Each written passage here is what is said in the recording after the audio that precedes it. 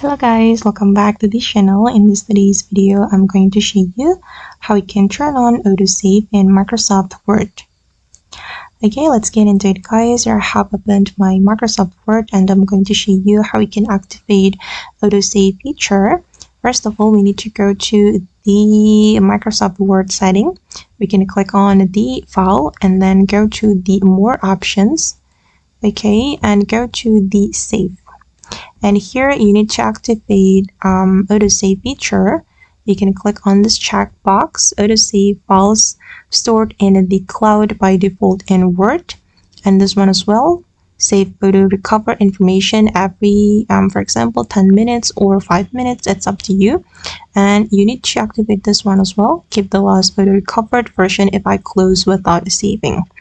And click on OK. And don't forget to click on this toggle button to activate the autosave. Okay, like this. And as you can see guys, that my autosave feature has been turned on. So I don't need to be worried if my computer or my laptop suddenly turned off. Okay guys, and that's all the way to activate autosave feature in Microsoft Word. I hope this tutorial will be useful for you.